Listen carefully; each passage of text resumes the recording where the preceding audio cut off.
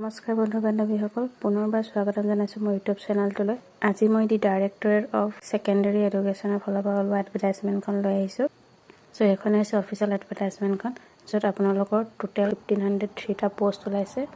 তাৰে 1385 vacancies for post graduate teacher in provincialised secondary স্কুলৰ কাৰণে এণ্ড 118টা পোষ্ট ওলাইছে post graduate teacher in government স্কুলৰ কাৰণে।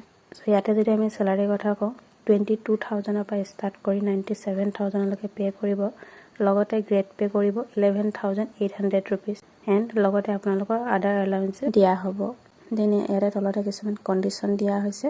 প্ৰথমতে একাডেমিক এণ্ড প্ৰফেচনেল কোৱালিফিকেশ্যনৰ কথা কৈ আছে।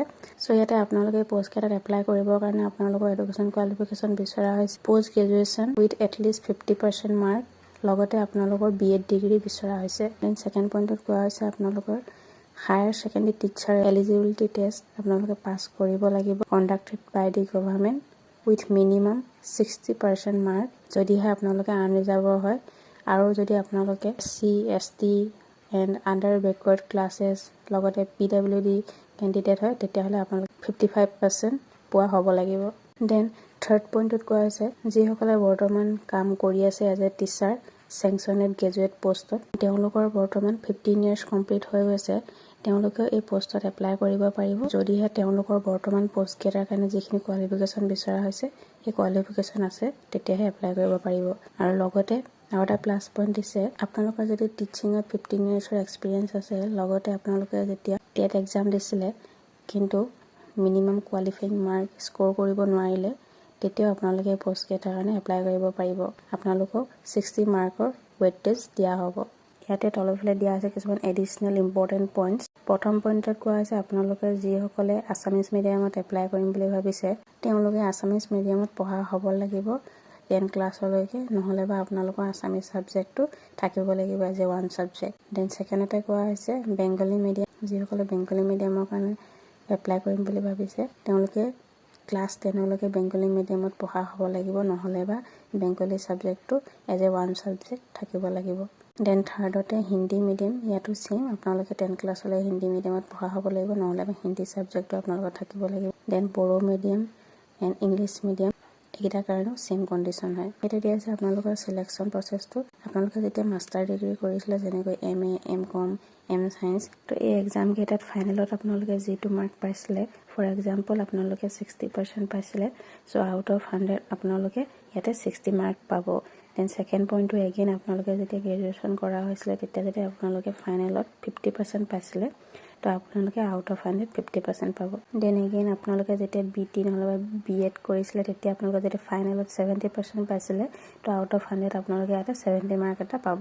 দেন ফিফ্থ পইণ্টত কোৱা যায় আপোনালোকৰ যদি NCC C চাৰ্টিফিকেট আছে, তেতিয়াহ'লে আপোনালোকে 10 মাৰ্কছ পাব, আৰু যদি আপোনালোকৰ NCC B চাৰ্টিফিকেট আছে 5 মাৰ্ক এটা পাব।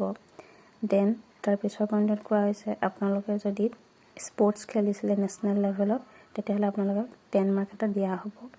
দেন লাষ্টৰ পইণ্টত কোৱা হৈছে আপোনালোকে যদি arts and culture activities represent কৰিছিলে ইন নেশ্যনেল লেভেলত, তেতিয়াও আপোনালোকে 10 মাৰ্কছ এটা পাব। আৰু কেইটামান ইম্পৰ্টেণ্ট পইণ্ট দিছে, য'ত প্ৰথম পইণ্টত কোৱা হৈছে আপোনালোকৰ যিখন মেৰিট লিষ্ট হ'ব, সেইখন district wise, subject wise, medium wise বেলেগ বেলেগ হ'ব। দেন ছেকেণ্ড পইণ্টত কোৱা হৈছে আপোনালোকৰ দুটাতকৈ বেছি চিলড্ৰেন থাকিব নালাগিব। থাৰ্ড পইণ্টত কোৱা হৈছে আপোনালোকে যেতিয়া ডিগ্ৰী বা ডিপ্ল'মা কৰিছিলে, নহ'লে বা ডিষ্টেঞ্চ এডুকেশ্যন কৰিছিলে, সেইটো যদি গুৱাহাটী ইউনিভাৰ্চিটি আণ্ডাৰত নহ'লে বা ডিব্ৰুগড় ইউনিভাৰ্চিটি আণ্ডাৰত হয়, তেতিয়াহে এইটো কনচিডাৰ কৰি হ'লে আপোনালোকে এপ্লাই কৰিব নোৱাৰিব। ফ'ৰ্থ পইণ্টত কোৱা হৈছে আপোনালোকে যেতিয়া টেট পৰীক্ষা দিছিলে, তাতে দুইটা পেপাৰতে 60% মাৰ্ক পাব লাগিব যদিহে আপোনালোকে আনৰিজাৰ্ভ কেটেগৰী হয়, আৰু 55% মাৰ্ক যদিহে আপোনালোকে OBC MOBC ST SC PWD কেটেগৰীৰ কেণ্ডিডেট হয়।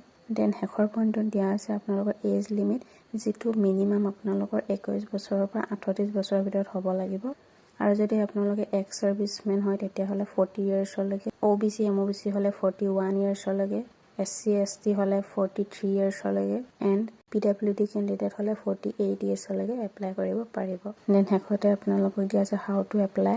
চ' এপ্লাই কৰিবৰ কাৰণে আপোনালোকে www.madhyamik.assam.government.in এই যিটো ৱেবছাইট দিয়া আছে এই ৱেবছাইটত আপোনালোকে ভিজিট কৰিব লাগিব। তাতে আপোনালোকে এপ্লাই কৰিব পাৰিব আৰু ইয়াৰ লিংকটো মই ভিডিঅ' ডেছক্ৰিপশ্যন বক্সতো দি দিম। দেন ছেকেণ্ড পইণ্টত কোৱা আছে আপোনালোকে যেতিয়া পষ্টকেইটাৰ কাৰণে এপ্লাই কৰিব তেতিয়া আপোনালোকৰ কিছুমান ডকুমেণ্ট দিব লাগে। ডকুমেণ্টখিনি আপোনালোকে স্কেন কৰি এটা PDF বনাই সেইখিনি আপলোড কৰিব লাগিব। চ' কি ডকুমেণ্ট দিব লাগিব ইয়াতে দিয়া হৈছে। Passport size colour photograph, then age proof চাৰ্টিফিকেটৰ কাৰণে আপোনালোকে SSLC marksheet and admit card দিব পাৰে। দেন মেট্ৰিক পাছৰ মাৰ্কশ্বিট এণ্ড চাৰ্টিফিকেট, দেন আপোনালোকৰ গ্ৰেজুৱেশ্যনৰ মাৰ্কশ্বিট চাৰ্টিফিকেট, দেন পোষ্ট গ্ৰেজুৱেশ্যনৰ marksheet and certificate, then higher secondary টেটৰ মাৰ্কশ্বিট এণ্ড চাৰ্টিফিকেট, আপোনালোকৰ BEdৰ চাৰ্টিফিকেট এণ্ড মাৰ্কশ্বিট, তাৰপিছত আপোনালোকৰ caste certificate if applicable, then disability certificate if applicable, then আপোনালোকৰ যদি NCC চাৰ্টিফিকেট আছে নহ'লে স্পৰ্টছৰ চাৰ্টিফিকেট আছে সেইখিনি দিব পাৰে। ছিগনেচাৰ এটা দিব লাগিব স্কেন কৰি পিনে। দেন আপোনালোকৰ যিসকলৰ এক্সপিৰিয়েঞ্চ আছে তেওঁলোকে এক্সপিৰিয়েঞ্চ চাৰ্টিফিকেট দিব লাগিব। দেন আপোনালোকে শেষতে যিসকলে এক্স ছাৰ্ভিচমেন তেওঁলোকেও এখন চাৰ্টিফিকেট দিব লাগিব। ইছ্যুড বাই ডাইৰেক্টৰ নহ'লে বা চেনিক ৱেলফেয়াৰ বৰ্ডৰ আণ্ডাৰত হ'ব লাগিব। চ' অফিচিয়েল এডভাৰটাইজমেণ্টখনত ইমানখিনি আছিল। আপোনালোকে যদি ইয়াৰ অফিচিয়েল এডভাৰটাইজমেণ্টখন পঢ়ি চাব বিচাৰে মোৰ ভিডিঅ'ৰ ডেছক্ৰিপশ্যন বক্সতে লিংক পাই যাব আৰু লগতে আপোনালোকে এপ্লাই লিংকো পাই যাব। ধন্যবাদ।